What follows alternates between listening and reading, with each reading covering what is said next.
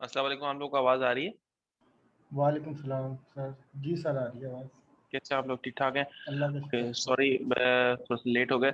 अच्छा आज as discussed earlier मैं हम लोग जो है ना और रिक्रूटमेंट कह रहा हूँ सॉरी रिवीजन क्लास है आज हमारी जी सर। क्योंकि नेक्स्ट वाले के अंदर हमारा पेपर चल रहा होगा।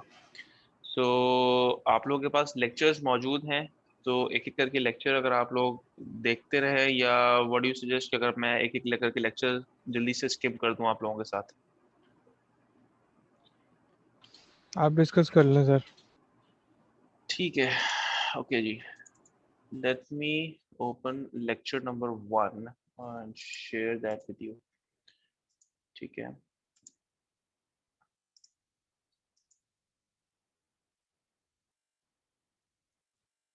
ओके, ये स्क्रीन आप लोगों को नजर आ रही है? जी सर, आ रही है। यस। Okay okay. यहाँ से हमने बेसिकली अपना लेक्चर जो था वो हमने स्टार्ट किया था और इसको हम क्विकली देख लेते हैं कि हमने इसमें क्या क्या चीजें देखी थी सो फार। सो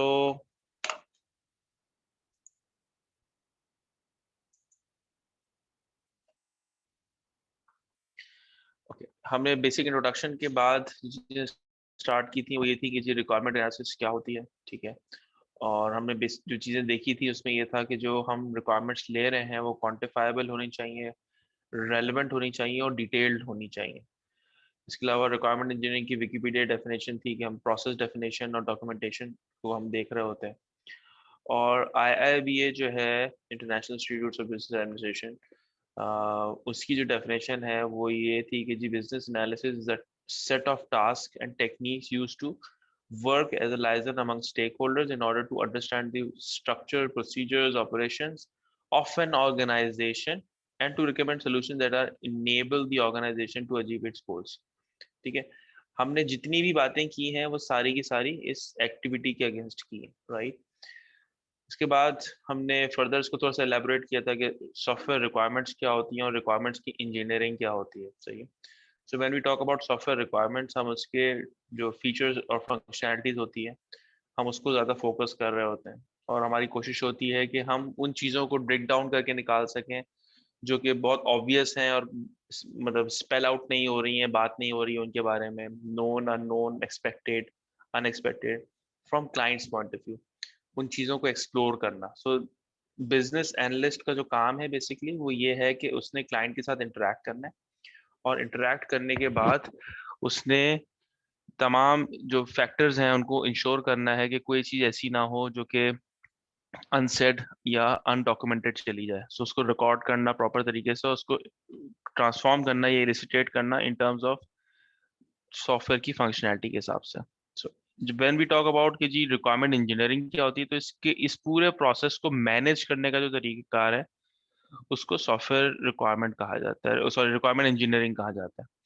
और एंड रिजल्ट जो इसका होता है वो एक software system requirement specification document होता है। ठीक है, ओके।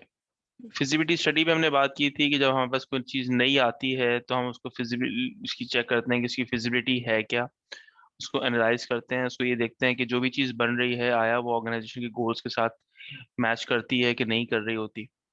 फिर हमने एक वीडियो देखी थी, ई वीडियोज आप लोगों के पास मौजूद हैं। बिजनेस एनालिस्ट का जो काम था उसको हमने थोड़ा सा ग्लोरीफाई करके बात की थी कि जी it talks about identifying the needs, bridge करता है between the business and the technology side, deliver करवाता है which is more of an project management task, लेकिन ये कि वो डिलीवरी में बहुत इंपॉर्टेंट वो कर रहा होता है। और एक और बहुत इंपॉर्टेंट चीज़ है बिजनेस एनालिस्ट जो काम करता है, दैट इज एडवोकेसी। वो एडवोकेट कर रहा होता है चीज़ों को कि बिजनेस की और टेक्नोलॉजी की टीम जो है वो आपस में अलाइन हो सके। नेक्स्ट लाइन ये है कि हमारे पास डिफरेंट स्टेक होल्डर्स हैं और उनके स्टेक होल्डर्स के दरमियान जो बातें हो रही होती हैं वो क्या होती हैं कि जो बिजनेस एनालिस्ट अगर प्रोजेक्ट स्पॉन्सर से बात करता है तो वो बिजनेस रिक्वायरमेंट्स के रिलेटेड बात कर रहा होता है। जब वो सॉफ्टवेयर डेवलपर से बात कर रहा होता है तो ही टॉक्स मोर अबाउट कि जी फंक्शनल और नॉन फंक्शनल रिक्वायरमेंट्स क्या हैं। टेस्टिंग टीम के साथ भी यही बातें हो रही होती हैं। प्रोजेक्ट मैनेजर के साथ उसका स्कोप और उसके स्टेटस पे डिस्कशन हो रही होती है। जो बिजनेस यूजर होता है उसके साथ वो रिक्वायरमेंट्स जो है, जो पर्टिकुलरली यूजर से रिलेटेड रिक्वायरमेंट्स है, उनके बारे में बात हो रही होती है। और जो दूसरे स्टेक होल्डर्स हैं, वो उनकी एक्सपेक्टेशंस के हिसाब से, उनके कंस्ट्रेंट्स के हिसाब से उनसे बात हो रही होती है। फिर एक और वीडियो थी, इसमें फिर हमने प्रोसेस डिस्कस किया था कि सबसे पहले एक आइडिया जनरेट होता है, उस आइडिया के बाद नेक्स्ट स्टेप जो होता है वो कॉन्सेप्चुअलाइजेशन होती है, जहाँ पे आप यूजर की जो एक्सपेक्टेशंस होती हैं आप उनको बिल्ड करते हैं, क्लाइंट और बिजनेस के जो गोल्स होते हैं उनके बारे में बात करते हैं, फिर आप उस आइडिया को कॉन्सेप्ट में कन्वर्ट करते हैं। कॉन्सेप्ट को नेक्स्ट लेवल पे जहाँ पे लेके जाते हैं, इट्स कॉल्ड एनालिसिस एंड एलैबोरेशन, जहाँ पे एक्चुअली उस कॉन्सेप्ट के अगेंस्ट क्लाइंट के साथ मीटिंग्स हो रही होती हैं और आप डिटेल आउट कर रहे होते हैं कि क्या चीज़ होनी चाहिए, क्या नहीं होनी चाहिए, क्या रिक्वायरमेंट्स होंगी, क्या फंक्शनैलिटी होगी एंड सो ऑन। इनसे आपके पास एक सॉफ्टवेयर ब्लूप्रिंट बन जाता है। उसकी बेसिस पे आप प्रोटोटाइपिंग वैलिडेशन करवाते हैं क्लाइंट के साथ बैठ के कि जी हमने जो बनाया है आया ये वही है कि नहीं है, सही है। प्रोटोटाइप्स और एसआरएस बनने के बाद आप उसको डेवलपमेंट टीम को और टेस्टिंग टीम को हैंड ओवर कर देते हैं, जो सोल्यूशन बनाती है उसको टेस्ट करते, फिर वो डिप्लॉय हो जाता है, उस पर फीडबैक आता है और फीडबैक के हिसाब से वंस अगेन ये साइकिल दोबारा से चल रहा होता है। तो बिजनेस एनालिसिस का जो प्रोसेस है वो कंप्लीट एक तरह से वो चीज चल रही होती है। ठीक है, सो दैट वाज फर्स्ट जो हमारा था, उसके अंदर हमने ये बात की थी। इसके अंदर कुछ सवाल है आप लोगों का तो बताइए।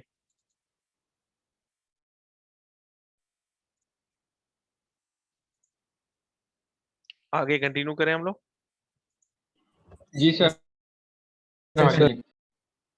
ओके, अच्छा, हमने इसके बाद फिर लेक्चर 2 डिस्कस किया था। लेक्चर 2 में जिन चीज़ों पे हमारा फोकस था,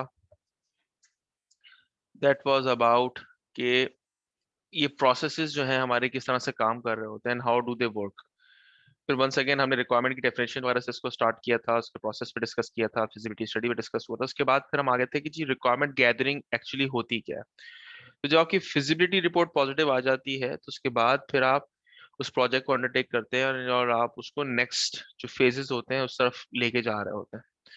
सो एक चीज ये आप आपके पास आ जाती है, आप जो डिफरेंट एनालिस्ट होते हैं, इंजीनियर्स होते हैं, वो क्लाइंट के साथ एंड टू एंड यूजर को इंगेज होते हैं, उनके साथ उनकी आइडियाज डिस्कस करते हैं एंड यू टॉक अबाउट कि जी इसके फीचर्स किस तरह के होंगे जो कि सॉफ्टवेयर का पार्ट होंगे। It's called requirement gathering. अगली चीज उसके बाद आ जाती है स्पेसिफिकेशन। अच्छा, when we talk about specification और सिंपल रिक्वायरमेंट्स, तो हम स्पेसिफिकेशन का वर्ड वहां पे इस्तेमाल करते हैं जहां पे हमारे पास चीजों को हम डिटेल आउट कर रहे होते हैं। तो डिटेल जब आपके पास डिस्कशन आ जाती है तो फिर आप उसको फर्दर आप लेके जाते हैं कि जी ये हमने किस प्लेटफॉर्म में बनाना है, इसकी सिक्योरिटी के एलिमेंट्स क्या होंगे, पोर्टेबिलिटी के एलिमेंट्स क्या होंगे, दूसरे प्लेटफॉर्म्स पे ये किस तरह से काम करेगा, और इन सारी बातों के साथ इन सब चीज़ों में जिन चीज़ों का आप थोड़ा सा ख्याल रख के चल रहे होते हैं, दैट इज कि आप उसको नेचुरल लैंग्वेज के अंदर कॉरेस्पॉन्ड करते हैं, so that you client and your development team knows about the system well, rather कि जो है उसको किसी और मुश्किल टर्म्स के अंदर मिसअंडरस्टैंडिंग की तरफ लेके चले जाए। So that's how you develop specifications when requirements के अगेंस्ट। ठीक है, तो इस तरीके से आप इसको देके आगे बढ़ रहे होते हैं। एसआरएस डॉक्यूमेंट की कुछ चीज हमने बात की थी, उसमें हमने ये बात की थी कि सूडो कोड उसमें लिखा जा रहा होता है, जीयूआई स्क्रीन्स के ऊपर काम हो रहा होता है, डीएफडीज पे काम हो रहा होता है। This is what we are doing, we are actually explaining कि जी जो यूजर जर्नी होगी वो किस तरीके से होगी। So this whole stuff works around this same thing. ठीक है, अच्छा, फिर हमारी एक बहुत डिटेल डिस्कशन हुई थी रिगार्डिंग कि जी वैलिडेशन और वेरिफिकेशन क्या होगा। अच्छा, वैलिडेशन और वेरिफिकेशन का जब डिस्कशन आ जाता है तो हमने इसके ऊपर बहुत डिटेल से डिस्कशन की थी कि वेरिफिकेशन क्या होती है और वैलिडेशन क्या होती है। वंस वी से कि it's verification, so verification is always against any given rules या गिवन डॉक्यूमेंट के अगेंस्ट उसकी क्या चीजें अवेलेबल है। इसकी एग्जांपल हमने ये दी थी कि if you have an CNIC, तो CNIC के ऊपर जो डेटा आपका लिखा हुआ है, अगर वो डेटा मैंने वेरीफाई करना है तो मेरे पास कोई ना कोई दूसरा डॉक्यूमेंट होगा जिसपे वो डेटा कहीं लिखा हुआ होगा और मैं उस CNIC को उसके अगेंस्ट वेरीफाई कर दूंगा. So that's verification. But once we talk about validation, तो validation जो है उस तरह से डिफाइन हो जाती है कि जो डेटा उसके अंदर लिखा हुआ है वो कितनी देर के लिए या कितने अरसे तक के लिए वैलिड रहेगा. इसके ऊपर एक एग्जांपल हमने शेयर की थी, डिस्कशन में बहुत डिटेल्स हमने देखी थी कि जी सिमेंस कंपनी के अंदर एक प्रेशर वाल्व था जो कि कंटिन्यूसली चेंज हो रहा था और उसको बार बार चेक किया जा रहा था. जब वो वाल्व रिप्लेस होने के बाद जर्मनी जाता था तो वो अपनी रिक्वायरमेंट्स के अगेंस्ट उसको वेरीफाई करते थे एंड दे फाउंड इट कि जी ये बिल्कुल सही तरीके से बना हुआ है, इसमें कोई खराबी भी नहीं है. But for some odd reason वो चीज वो हो रही थी. बट उन्होंने जो मिस्टेक की थी उस पूरी सिचुएशन के अंदर, वो ये मिस्टेक की थी कि उन्होंने एक्चुअल एनवायरनमेंट के अगेंस्ट उन स्पेसिफिकेशंस को वैलिडेट नहीं किया था, जिसकी वजह से वो बार बार उसके चेंजिंग के मैकेनिज्म चल रहे थे. अच्छा, एलिसिटेशन प्रोसेस की हमने बात की थी कि हम किस तरह से अपने रिक्वायरमेंट्स को एलिसिटेट कर रहे होते हैं. सो दैट रिक्वायर्स कि हम रिक्वायरमेंट्स की गैदरिंग करते हैं, उनको ऑर्गेनाइज करते हैं. इसको हम डिटेल से आगे भी देख रहे होंगे कि ऑर्गेनाइजेशन से क्या मुराद है, आपने देखा है ऑलरेडी. उसके बाद नेगोशिएशंस किस तरीके से होती हैं, उस पर डिस्कशन किस तरह से होती है, और उसके बाद कहीं जाके आप रिक्वायरमेंट्स की स्पेसिफिकेशन पे आगे बढ़ते हैं.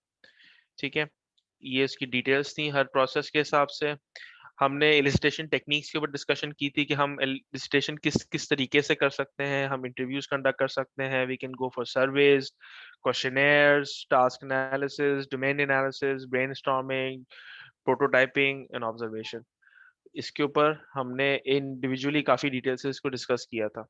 और उसके बाद ये फर्दर आपके पास जो जितने भी क्वेश्चनेयर्स थे और दूसरे टास्क एनालिसिस की एक्टिविटीज थी, डोमेन एनालिसिस की एक्टिविटीज थी, ब्रेनस्टॉर्मिंग, प्रोटोटाइपिंग, हमने इसके अगेंस्ट कंप्लीट डिटेल निकाली थी. ठीक है, so that was our second lecture. अब इसके अंदर कोई क्वेश्चन है आप लोगों का तो मुझे बताइए. Any clarification that you require. यार आप लोग इतने आराम से नो सर बोल देंगे तो फिर तो ये हम आधे घंटे में सारे लेक्चर्स खत्म कर लेंगे. सही इंटरेस्टिंग टॉपिक्स हैं सारे, ओके, इसलिए ज़्यादा ठीक है, मसला नहीं हो रहा. ठीक है, फेयर इनफ. अच्छा जी, नाउ जी let's move to lecture number 3. ठीक है, वैसे भी आज की क्लास हमारी निस्बतन शॉर्ट होगी because we are not undergoing anything in detail, और क्योंकि रिवीजन है सिर्फ हम क्वेश्चंस पे चल रहे होंगे. आपको अगर कहीं पे कोई कंफ्यूजन हो रही होगी तो उस पर्सपेक्टिव से. अच्छा मुझे बताइए, ये स्क्रीन आप लोगों को नजर आ रही है क्लियर? जी सर. जी सर. ओके. लेक्चर 3 में जो हमारी डिस्कशन हुई थी दैट वाज मोर अबाउट कि जी functional and non functional requirements जो होती हैं वो किस तरह से होती हैं, रिक्वायरमेंट्स की हम कैटेगराइजेशन किस तरह से करते हैं, यूजर इंटरफेस डिजाइन के ऊपर हमारी डिस्कशन हुई थी, system and software system analyst की जो रोल है उसके ऊपर एक काफी डिस्कशन होती है कि यार ये बंदा क्या कर रहा है, वो कभी प्रोजेक्ट मैनेजर से ओवरलैप करता है, कभी बिजनेस एनालिस्ट से ओवरलैप करता है. तो हमने इसको थोड़ा सा अंडरस्टैंड किया था. लेवल्स ऑफ सॉफ्टवेयर रिक्वायरमेंट में डिस्कशन हुई थी और हमने एक बहुत डिटेल डिस्कशन की थी कि ये रिक्वायरमेंट की मैनेजमेंट जो है वो किस तरह से होती है. सो हम अब इंडिविजुअल रिक्वायरमेंट के ऊपर आ रहे हैं. तो एवरी रिक्वायरमेंट की it has their own characteristics. ठीक है, so when we talk about requirement characteristics, तो रिक्वायरमेंट की कैरेक्टरिस्टिक्स ये होती हैं कि they had to be clear, correct, consistent, coherent, comprehensible, modifiable, verifiable, prioritized, unambiguous, traceable, और जहां से भी ये रिक्वायरमेंट्स आप तक पहुंच रही हैं वो एक क्रेडिबल सोर्स होनी चाहिए. It has to be from somebody जो अथॉरिटी रखता हो उस पूरे डोमेन के ऊपर. If you are taking requirements from people who are not the authority, so that means you're not taking the requirements from the credible source. So उस perspective से जो है ये एक चैलेंज आ जाता है. अगली जो हमारी डिस्कशन थी दैट वाज अबाउट कि हमारी जो functional and non functional requirements हैं वो किस तरीके से हैं. और फंक्शनल नॉन फंक्शनल रिक्वायरमेंट्स को हमने बहुत डिटेल से डिस्कस किया था. वी टॉक्ड अबाउट कि जो फंक्शनैलिटी हमारे पास किसी भी सिस्टम के अंदर होती है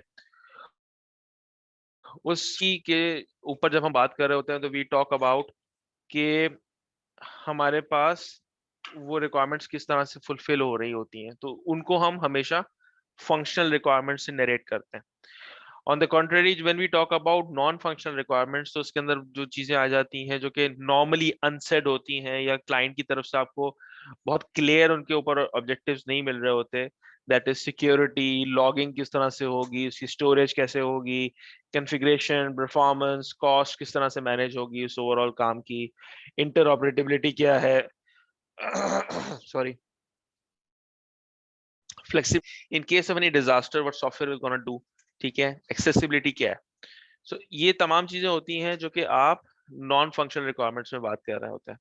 अच्छा, ये बातें करने का रीजन क्या है? ये बातें करने का रीजन जो है वो ये है कि जब हम बात करते हैं किसी क्लाइंट से किसी भी रिक्वायरमेंट को लेके या किसी भी बंदे में सॉफ्टवेयर को लेके, so we we talk more about the functional requirements कि सॉफ्टवेयर करेगा क्या, किस तरीके से ये पूरा फंक्शन काम करेगा and so on so fourth.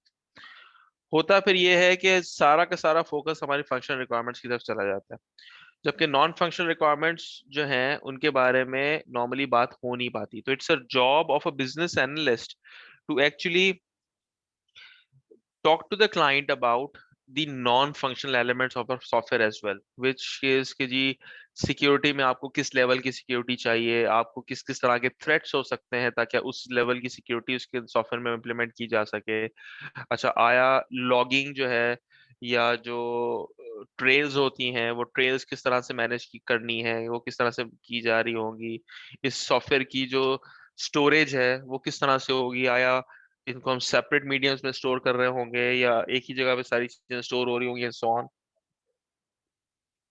क्योंकि इवेंचुअली ये सारी चीजें डेवलपमेंट टीम ने डेवलप करनी होगी उस सॉफ्टवेयर के पीछे। तो these questions need to be asked specifically ताकि हमें उससे रिलेटेड जो नॉन फंक्शनल रिक्वायरमेंट्स हैं वो भी निकल के सामने आ जाए।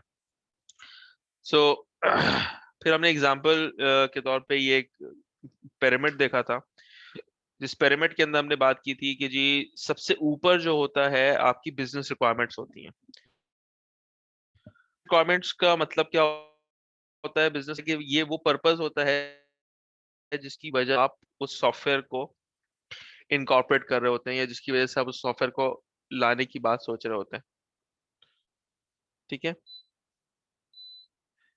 सो ये कौन सा लेवल होता है? ये वो लेवल होता है जहां पे नॉर्मली स्पॉन्सर्स, जो प्रोजेक्ट के स्पॉन्सर्स होते हैं, वो इंगेज होते हैं और वो उस लेवल पे बात कर रहे होते हैं कि उनकी बिजनेस की कौन सी नीड है जो ये सॉफ्टवेयर फुलफिल करेगा। अच्छा, as we go down high level से थोड़ा सा डिटेल लेवल की तरफ हम आगे बढ़ते हैं, तो नेक्स्ट लेवल जो आता है आपके पास वो आ जाता है कि हमारे पास सॉफ्टवेयर की जो यूजर्स हैं उनकी क्या स्पेसिफिक रिक्वायरमेंट्स है, वो एंड यूजर जो है what they exactly want to see in the system and how they want it. So उसमें आप यूजर पॉइंट ऑफ व्यू ले रहे होते हैं, यूजर के गोल्स और इनपुट आउटपुट को आप थोड़ा सा डिस्कस कर रहे होते हैं and you talk more detail to the end user of the software. यहाँ से आपको उसकी स्क्रीन्स की जो डेवलपमेंट है वो सब चीजें निकल के आ रही होती हैं। अच्छा, फिर और डिटेल में जब हम जाते हैं तो वो सिस्टम रिक्वायरमेंट्स आ जाती हैं जिसमें फंक्शनल और नॉन फंक्शनल रिक्वायरमेंट्स का जिक्र आ जाता है। सो दिस इज हाउ हम हाई लेवल से डिटेल लेवल की तरफ हम नीचे की तरफ जा रहे होते हैं। सो ये एक जर्नी है ओवरऑल जो हमारी रिक्वायरमेंट से रिलेटेड चल रही होती है। एग्जाम्पल हमने जो ली थी वो ये थी कि अमूमन जब हम सॉफ्टवेयर डेवलपमेंट की बात करते हैं तो वी फोकस मोर ऑन जो फंक्शनल रिक्वायरमेंट्स हैं उसकी, उनके ऊपर ज्यादा फोकस हो रहा होता है और नॉन फंक्शनल के बारे में एक्चुअली बात ही नहीं हो रही होती। सो जो यहाँ पे नरेशन या आपको चीज नजर आ रही है, दैट मीन्स कि you are putting the cart in front of the horse. So जो आपको करना चाहिए वो एक्चुअली घोड़े को उस कार्ट से आगे लगाना चाहिए। सो मीन्स कि आपकी जो नॉन फंक्शनल रिक्वायरमेंट्स हैं उनको आप पहले फोकस करते हैं, उसके बाद आप नॉन फंक्शनल रिक्वायरमेंट और उसके बाद आप फंक्शनल रिक्वायरमेंट्स की तरफ मूव करते हैं। उसके बाद फिर हमने अगली डिस्कशन की थी कि कैटेगराइजेशन हम किस तरह से करेंगे, तो उसमें हमने कुछ कैटेगरीज बनाई थी कि should, must have, should have, could have और विश लिस्ट, जिसके तहत आप चीजों को डिस्ट्रीब्यूट कर रहे होते हैं। यूजर इंटरफेस की जब हम बात करते हैं तो यूजर इंटरफेस को जब हमने उसकी रिक्वायरमेंट्स लेनी है तो हमेशा इस बात का ख्याल रखना पड़ता है कि जो यूजर एंड यूजर उसको यूज कर रहा है उसके लिए वो इजी टू ऑपरेट होना चाहिए, जो वो काम करे उसको उस पर रिस्पॉन्स क्विक आना चाहिए, इफेक्टिव होना चाहिए, उसके ऑपरेशन एरर्स नहीं होने चाहिए। सिमिलरली वो कंसिस्टेंट इंटरफेस प्रोवाइड कर रहा हो। When the user toggles between different screens, तो ऐसा ना हो कि एक स्क्रीन में फॉन्ट्स और उसका जो जीयूआई है वो डिफरेंट बात कर रहा है और दूसरी जगह पे आप मूव करते हैं तो वहां पे किसी और फंक्शनैलिटी और किसी और इंटरफेस को नजर आ रहा है, something which is equally important. फिर एग्जांपल जो मेरी फेवरेट तरीन एग्जांपल थी कि हम प्रॉन्स की बात करते हैं। प्रॉन्स के बारे में हमने बात की थी कि जो है ना वो हमें देखने में बहुत अच्छे लग रहे होते हैं। सो उस पर्सपेक्टिव से जो है हमने इसको डिटेल से डिस्कस भी किया था। अच्छा, उसके बाद यूजर इंटरफेस से जब हम आगे आते हैं तो हमने बात की थी कि user interface requirements are briefly mentioned below. Consistent presentation हम ऑलरेडी बात कर चुके हैं, easy navigation, simple interface, responsive, consistent UI elements, feedback mechanism. Feedback mechanism की एग्जांपल मैं अगर आपको दूं तो मैं बहुत आसान सी एग्जांपल जो आपको दे सकता हूँ वो ये है कि जब आप किसी स्क्रीन के ऊपर होते हैं और वहां पे जब कोई आप स्क्रीन पे अपने माउस से कोई बटन प्रेस करते हैं तो आपको ये फील आता है कि वो आपके माउस से एक्चुअली बटन फील हुआ है, जबकि एक्चुअली वो उसकी इमेज का जो शेडो होता है सिर्फ उसका फर्क आ रहा होता है। सो ये क्या चीज हो रही है, ये आपको फीडबैक मिल रहा है कि यार मैंने ये बटन प्रेस किया था, हाँ ये बटन प्रेस हो गया था। सही है। सो इस तरह की जो रिस्पॉन्सेज है, ये बहुत सिंपल एग्जांपल और बहुत लेमैन एग्जांपल आपको दी है, जबकि रिस्पॉन्सिव के अंदर बहुत सी और एग्जांपल्स हो सकती हैं। फॉर एग्जांपल आपने कोई फॉर्म सबमिट किया और फॉर्म सबमिट करने के बाद जो आपको चीज नजर आ रही है उसके अंदर पता ही चलता है कि जी उसके ऊपर एक स्टेटमेंट लिखी हुई आती है कि जी your application has been submitted successfully, इस तरह की कोई चीज, दैट्स अ रिस्पॉन्स। ठीक है। तो ये रिस्पॉन्स भी इक्वली इंपॉर्टेंट होता है, फीडबैक मैकेनिज्म भी इसको कह सकते हैं आप। ठीक है। उसके बाद यूजर सेंट्रिक अप्रोच होनी चाहिए, जिस तरह का जिस अंडरस्टैंडिंग और जिस नॉलेज बेस के साथ वो यूजर एग्जिस्ट करता है वो यूजर जो है उसके पर्सपेक्टिव से वो पूरी स्क्रीन डिजाइन होनी चाहिए ताकि वो चीजों को निस्बतन ओन कर सके। Else it becomes very easy for anybody कि हम जो है ना जो यूजर होते हैं वो एंड यूजर उसको ओन ही नहीं कर रहे होते। ठीक है। ओके, बिजनेस एनालिस्ट के रोल के बारे में हमारी डिस्कशन हुई थी, ये पढ़ लीजिएगा, ये बहुत सिंपल सी चीजें हैं। ठीक है। लेवल्स ऑफ सॉफ्टवेयर रिक्वायरमेंट्स की हमारी बात हुई थी कि जी सबसे पहले आपकी बिजनेस रिक्वायरमेंट्स होती हैं जिससे आपका विजन डॉक्यूमेंट बनता है, फिर आपकी यूजर रिक्वायरमेंट्स बनती हैं, फिर बिजनेस के कुछ रूल्स होते हैं, कुछ क्वालिटी एट्रीब्यूट्स होते हैं जिनको आप यूज केसेस की फॉर्म में आगे लेके जाते हैं, फंक्शनल नॉन फंक्शनल रिक्वायरमेंट्स के अंदर लेके जाते हैं। सिमिलरली कुछ सिस्टम रिक्वायरमेंट्स भी होती हैं, कुछ कंस्ट्रेंट्स होते हैं, कुछ एक्सटर्नल इंटरफेसेस होते हैं, इनकी कनेक्टिविटी की बात होती है, और इन सारी चीजों को मिला जुला के आपके पास रिक्वायरमेंट स्पेसिफिकेशन डॉक्यूमेंट जो होता है ना वो प्रिपेयर होता है।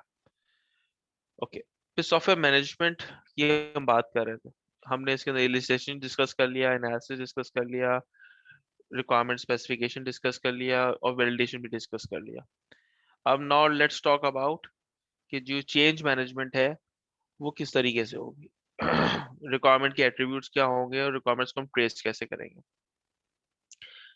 whenever we talk about change management, तो change management always talks about कि जी आपकी करंट पोजीशन या करंट स्टेट क्या है और एक सर्टेन ट्रांजिशन के बाद या आपके ऊपर एक प्रोसेस होता है या उस डेटा पे कोई प्रोसेस होता है उसके बाद उसकी फ्यूचर स्टेट क्या है, इस चीज को आप कहते हैं चेंज मैनेजमेंट। ठीक है। इस पूरे काम को मैनेज करने के तरीकेकार को आप चेंज मैनेजमेंट कहते हैं।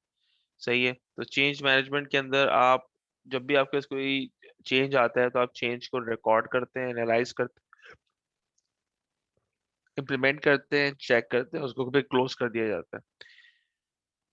उसके बाद एट्रीब्यूट्स की बात आती है, तो हम जब रिक्वायरमेंट के एट्रीब्यूट्स का जिक्र करते हैं तो every requirement should have their unique ID ताकि उसकी ट्रेसेबिलिटी आप अच्छे तरीके से मैनेज कर सकें।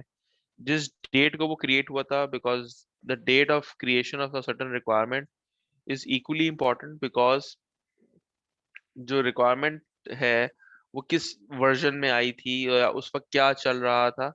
This is very important because उसकी बेसिस के ऊपर उसकी ट्रेसिबिलिटी का दारोमदार होता है। Current version will also helps you align करने में, जो डेट की क्रिएशन डेट होती है उसके।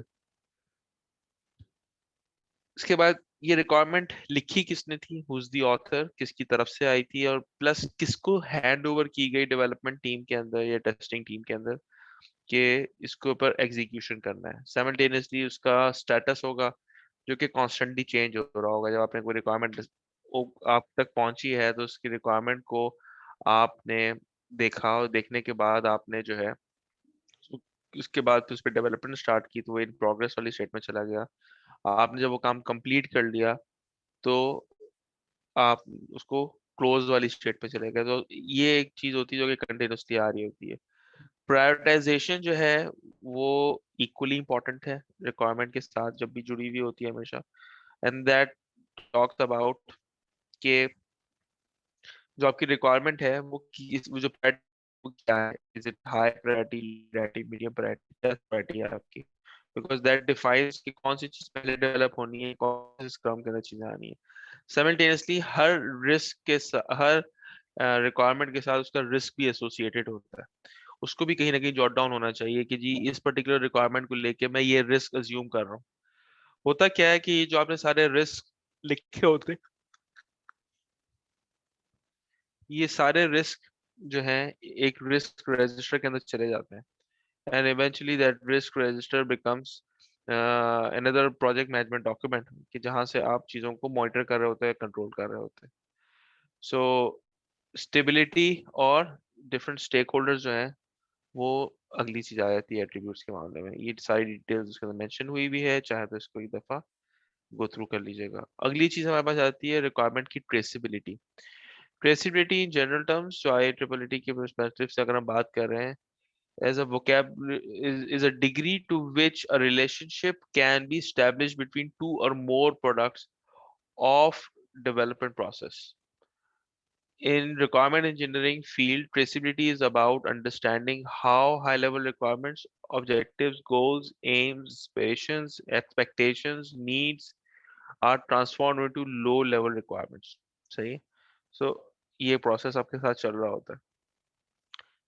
और प्री रिक्वायरमेंट उसकी क्या थी, पोस्ट रिक्वायरमेंट ट्रेसिबिलिटी की क्या होती है, चेंज इम्पैक्ट एनालिसिस, क्या आपने अगर प्रॉपर तरीके से उस चेंज को रिकॉर्ड किया हुआ है तो आपने उसकी इम्पैक्ट एनालिसिस जरूर करनी है। Because impact analysis tells you कि इस पर्टिकुलर चीज का इम्पैक्ट किस तरीके से होगा। अगर आपने प्रॉपर ग्रिड उसके ऊपर नहीं बनाई होगी, देयर आर हाई चांसेस कि आपके पास उसका इम्पैक्ट सही तरीके से कैलकुलेट ना हो रहा हो। ठीक है। Project status analysis, reuse of product components, persisting relationship, testing optimisation, ये सारी चीजें होती हैं जिनके अंदर एक ही रिक्वायरमेंट को हम मल्टीपल फेजेस में मल्टीपल चीजों के अंदर तोड़ देते हैं। ठीक है। कॉमन विजुअलाइजेशन जो उसके अंदर होती है, उस पर ट्रेसिबिलिटी मैट्रिक्स होता है, ग्राफ होता है, लिस्ट होता है और हाइपरलिंक होते हैं। ये एग्जांपल्स आप लोगों के साथ मौजूद है। ठीक है। इस तरह से आपकी ट्रेसिबिलिटी वाला एलिमेंट खत्म हो गया। इस लेक्चर 3 के अंदर इज देयर एनीथिंग जो कि आपको कंफ्यूजिंग लगी है या यू फील लाइक डिस्कसिंग, तो हम उसको डिस्कस कर लेते हैं।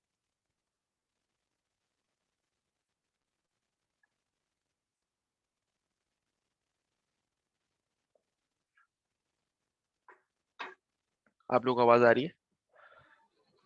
जी जी सर, आवाज़ आ रही है, क्लियर तो है सर।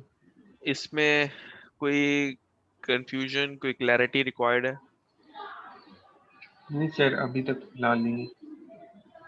अच्छा सर, एक चीज़ और पूछनी थी, जो कि आपने कहा था कि पेपर में सिनेरियो भी इंक्लूड होंगे, तो उस हवाले से मैंने कहा ज़रा। था हो सकते हैं, हो मैंने ये नहीं कहा सकते था हैं, होंगे, हो सकते हैं।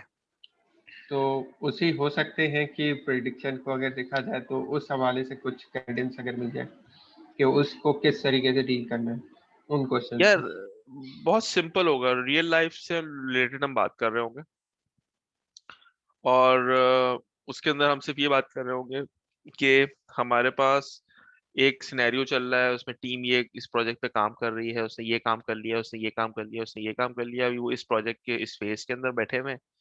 और फॉर एग्जांपल ये एक रिक्वायरमेंट आ गई है, उस रिक्वायरमेंट के अंदर ये 3-4 चीजें, अब आप क्या करेंगे?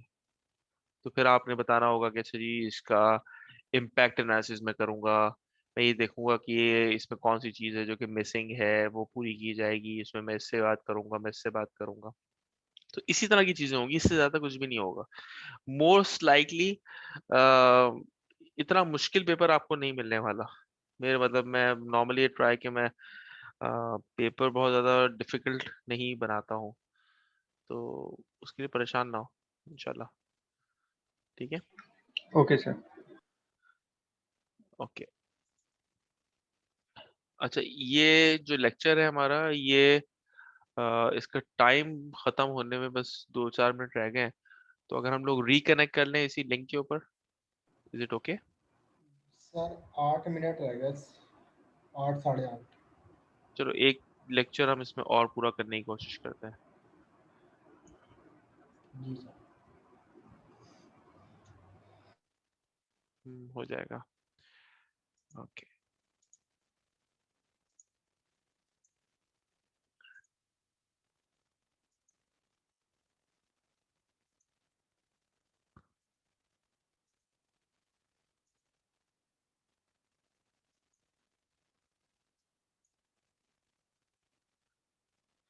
Okay, now let's talk about जी रिक्वायरमेंट इंजीनियरिंग की जो लेक्चर 4 है उसके बारे में बात करते हैं। इसमें हमने मॉडलिंग टेक्निक्स के ऊपर डिस्कशन की थी कि मॉडलिंग टेक्निक्स किस तरह से होती हैं।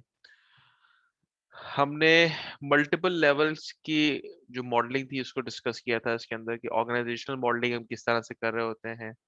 ठीक है, आप ऑर्गेनाइजेशन का पर्पस ऑफ एग्जिस्टेंस, स्ट्रक्चर, ये चीज़ें आइडेंटिफाई करते हैं, रोल्स आइडेंटिफाई करते हैं। आप ये देखते हैं कि वो ऑर्गेनाइजेशन या वो डिपार्टमेंट जो है उसका दूसरे फंक्शंस, दूसरे डिपार्टमेंट या दूसरी किसी और ऑर्गेनाइजेशन के साथ कनेक्टिविटी किस तरीके से है, उनके इंटरफेसेस किस तरह से बने हुए हैं, और उनका ऑर्ग चार्ट क्या है। तो this is more less called organisational modelling. ठीक है, अच्छा। ऑर्गेनाइजेशन मॉडलिंग के अंदर हमने जो फर्दर इसको डिस्कस किया था कि जी उसका पर्पस होता है, पर्पस हम उसके स्ट्रक्चर के ऊपर डिस्कशन करते हैं। उसमें कुछ चीज़ें होती हैं कि ऑर्गेनाइजेशंस जो हैं वो मार्केट ओरिएंटेड अप्रोच के साथ चल रही हैं या मैट्रिक्स ऑर्गेनाइजेशन के अप्रोच के साथ चल रही हैं। सही है, इसकी डिटेल्स यहाँ पे ऑलरेडी हमारे पास मौजूद है। अगली चीज़ जो हमारे पास ऑर्गेनाइजेशन मॉडलिंग के अंदर एग्जिस्ट करती है, दैट आर रोल्स, कि ऑर्गेनाइजेशन के अंदर किस लेवल के और क्या क्या रोल्स अवेलेबल है। ये बातें हम इसलिए कर रहे होते हैं so that we know exactly कि हमारे पास इश्यूज क्या है। ठीक है, अच्छा। इंटरफेसेस के बारे में हमने थोड़ी देर पहले बात की थी कि अगर हम किसी पर्टिकुलर सॉफ्टवेयर की बात कर रहे हैं तो उसके अंदर दूसरी किसी टेक्नोलॉजी का ब्लेंड जो है वो आएगा, तो किस तरह से आएगा, किसकी इंफॉर्मेशन कहाँ तक महदूद रहेगी, सेविंग के तरीकेकार क्या होंगे, and so on so fourth. So that is called interfaces. Org chart आप लोगों को ऑलरेडी पता है। ओके, फंक्शनल मॉडलिंग जो है is the model in system engineering and software engineering is a structured representation of the functions, activities, actions, processes, organization within the modeled system or subject area. ठीक है, a functional model। Hello, आवाज आ रही है आप लोगों को? जी sir. जी जी sir sir, आ आ रही है। Okay, so a functional model similar with the activity model or process model is a graphical representation of the entrepreneur functions, and function need model are the describe the functions and processes, assist the recovery of information need for determining the project and source code। ठीक है, okay. Functional modelling से हम फिर system modelling की तरफ आते हैं। System modelling से बाद हम जाते हैं कि हमारे पास जो चीज़ें हैं उसमें किस तरीके से चीज़ों को आगे लेके चल रहा है, और यहाँ पे आके आपके पास कौन कौन सी चीज़ें हैं जो कि मैनेज हो रही होती हैं। ठीक है, बिजनेस प्रोसेस मॉडलिंग ये होती है कि एक बिजनेस जो है उसका कोई एक फंक्शन है डिपार्टमेंट लेवल का या और वो हर रोज अपने जो मामलात हैं उनको एक सर्टेन प्रोसेस के थ्रू एग्जीक्यूट कर रहे होते हैं, लेकिन सारी चीजों के अंदर हर चीज कभी भी एग्जीक्यूट नहीं हो रही होती। तो we always talk about as is position या टू बी पोजीशन के ऊपर डिस्कशन हो रही होती है। So that was lecture number 4।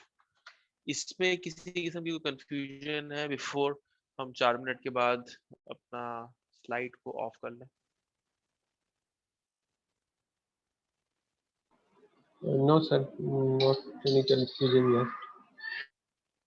ठीक है, अच्छा जी, आई थिंक अब रिकनेक्ट कर लेते हैं बिकॉज फिर अगले लेक्चर के लिए वो बीच में इंटरप्शन आ रही होगी। जी सही है, सर। ओके, मैं डिस्कनेक्ट कर रहा हूँ, दोबारा कनेक्ट कर रहा हूँ।